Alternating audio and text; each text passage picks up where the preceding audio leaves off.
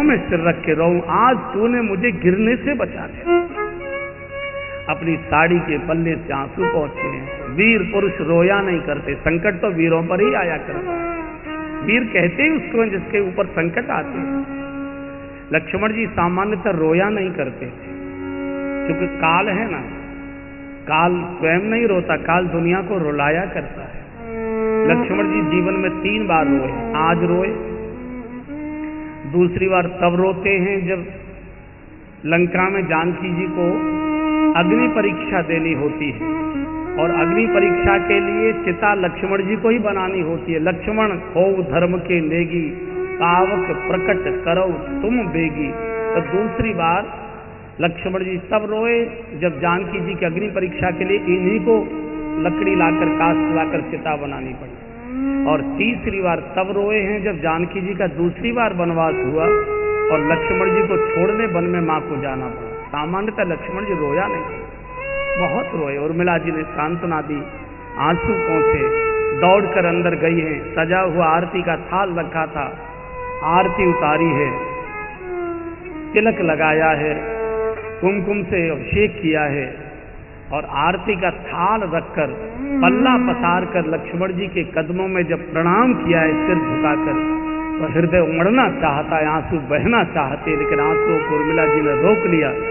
उर्मिला जी को लगता है कि एक भी मेरा आंसू इनके कदमों पर गिर जाएगा, इनको मेरी याद आएगी, और जब जब इनको मेरी याद आएगी तब तक इनको सेवा में विक्षेप होगा। आंसुओं को तो रोक लिया, लेकिन खड़े होकर उर्मिला जी ने हाथ जोड़कर लक्ष्मण जी से एक प्रार्थना की, आर्यपुत्र आप भगवान की सेवा में जा रहे हैं, ये मेरा सौभाग्य है, लेकिन मेरी एक आपसे प्रार्थना है, कहो देवी क्या कहें।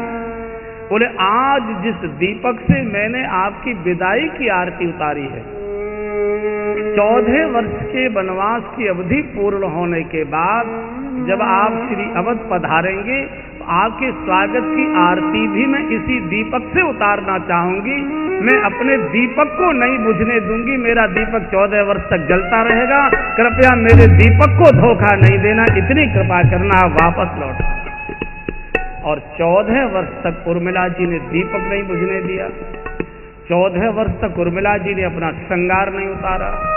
14 वर्ष तक उर्मिला जी सोई नहीं। 14 वर्ष तक उर्मिला जी ने अन्न का सेवन नहीं किया, और 14 वर्ष तक उर्मिला जी ने अपने भवन के द्वार बंद नहीं होने। दिन रात जागिए, कितना तप किया इस नारी ने, कल्पना करो। शास्त्रों में तो वर्णन है कि मेघनाथ लक्ष्मण जी के द्वारा मारा गया है, लेकिन लक्ष्मण जी की कोई ताकत नहीं थी जो मेघनाथ को मार सकते थे। दिखाई तो ये दे रहा है कि लक्ष्मण जी के द्वारा मेघनाथ मारा गया है, लेकिन सत्य ये है कि मेघनाथ मारा गया है उर्मिला जी की तपस्या के तेज से। इनका तेज बैठ गया लक्ष्मण जी के बाण में और मेघनाथ मारा गया। इतनी तपस्वी परिवार ही ऐसा। ये रामराज्य भगवान श्री राम के कारण नहीं मिला जगत को। राम राज्य के भवन की नींव में जनक परिवार की बेटियां बैठी हैं नींव बनकर, इनके ऊपर राम राज्य का भवन चुना गया है। कितना त्याग इन बेटियों ने किया है, इनके ऊपर राम राज्य निर्माण हुआ है।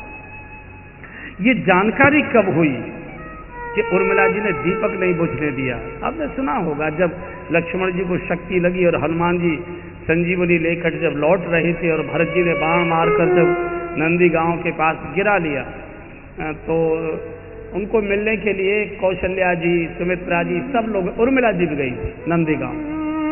तो कौशल्या जी ने तो हनुमान जी को कह दिया कि हनुमान राघव को जाकर कहना, मेरा संदेश बोल देना कि मेरा लखन अगर जीवित नहीं हुआ तो राम को अयोध्या आने की आवश्यकता नहीं, राम की शोभा तो लखन से। तो सुमित्रा बोल पड़ी, नहीं नहीं भैया, माँ की बात नहीं सुनना, मेरा शत्रुघ्न तैयार है, लखन की चिंता छोड़ दे, शत्रुघ्न साथ जाए। हनुमान जी चूंकि चोट लगी थी तो लेटे हुए थे और सोच रहे थे कैसा परिवार है, एक बेटा मृत्यु पर है, एक बेटे को मरने भेज दिए।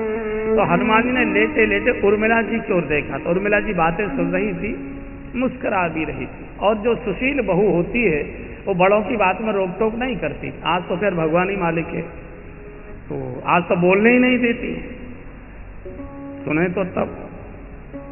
तो हनुमान जी ने उर्मिला जी को कहा कि आप कुछ बोल नहीं रही हैं, आपके पति के प्राण संकट में हैं। बोले मेरे पति के प्राण कभी संकट में हो नहीं सकते, इसलिए बोलूं क्यों, बोलने की आवश्यकता नहीं। अरे बोले मैं इस बात का साक्षी हूं कि आपके पतिदेव के प्राण संकट में हैं। बोले तुम कैसे साक्षी हो तो तुम जानो, लेकिन मैं भी अपने पतिदेव के प्राणों की साक्षी हूं। मेरे पास भी साक्ष्य है कि मेरे पति के प्राण संकट में हो ही नहीं सकते।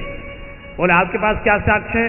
उर्मिला जी ने कहा कि अगर मेरे पतिदेव के प्राण संकट में होते, मेरा दीपक बुझ गया होता, मेरा दीपक अभी तक जल रहा है, इस कार से मेरे पति के प्राण संकट में हो ही नहीं सकते। हनुमान जी ने कहा माँ ये बातें भावुकता की, आपको मालूम नहीं है सूर्योदय की अवधि है, और सूर्योदय हो गया तो संजीवनी व्यर्थ हो जाएगी, और लंका यहाँ से इतनी दूर है और मैं घायल, अगर संजीवनी नहीं पहुंची तो लक्ष्मण जी जीवित नहीं रहेंगे। आप कैसी बात कर रहे हैं? उर्मिला जी ने कहा हनुमान तुम मेरे पति के प्राणों की चिंता मत करो, और तुम सूर्योदय की चिंता मत करो। और क्या मतलब? पूर्व दिशा में लालिमा आ चुकी है।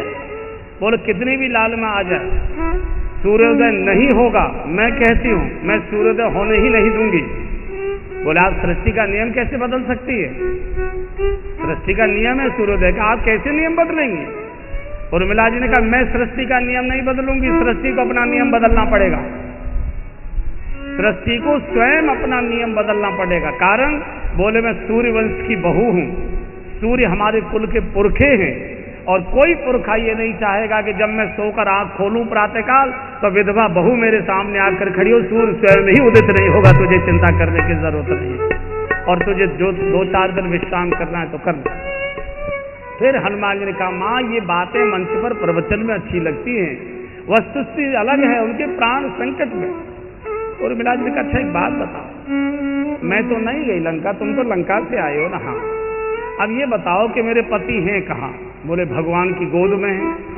उर्मिला जी ने कहा कोई भोग की गोद में होता तो मैं मान भी सकती थी कि प्राण संकट में हो सकते हैं, जो भगवान की गोद में आ गया उसको तो संकट आ ही नहीं सकता। सपने संकट परय के सोई, प्रकुट विलास सृष्टि लय होई, सपने उस संकट परय के सोई।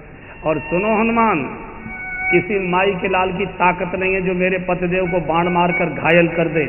ये तो सारी लीला भगवान श्री राम की है। सब चौकन्ने हो गए, भगवान की लीला, भगवान ने क्या लीला की? तब उर्मिला जी ने ये रहस्योद्घाटन किया।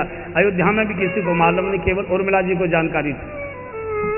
उर्मिला जी ने कहा कि मेरे पतिदेव माँ के चरणों में 14 वर्ष जागरण का संकल्प लेकर गए, वो सोते नहीं एक क्षण भी, और जब युद्ध प्रारंभ हो गया तो दिन भर मेरे पति युद्ध में जूझते हैं, और शाम को थककर चूर चूर होकर लौटते हैं, तो माँ का संकल्प याद करके रात भर भगवान की सेवा में पहरा देते हैं।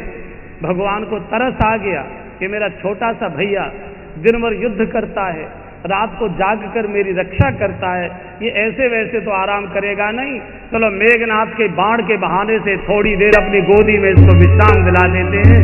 यही से ये तो भगवान की सारी, इसलिए हमारे गोस्वामी ने 2 चौपाई बड़ी सुंदर लिखी है। जिनको विश्राम चाहिए वो आओ भगवान के चरणों में। जो आनंद सिंधु सुख राशि, जो आनंद सिंधु सुख राशि, सीकर चैत्र लोक सुवासी, सीकर चैत्र लोक सुवासी, तो सुख धाम राम अजनामा, तो सुख धाम विश्राम चाहिए, आइए भगवान की चरण में। अखिल लोक नायक विश्रामा, अखिल लोक भगवान कह रहे कहाँ जा रहे हो?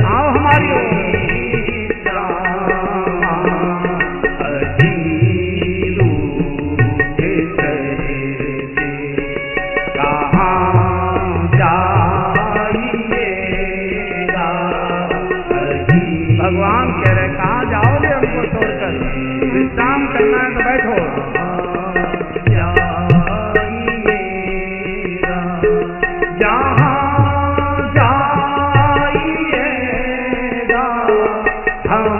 हरि व्यापक सर्वत्र समाना, जहाँ जाइएगा हमें पाइएगा, अति दूर करके कहाँ जाइएगा, जो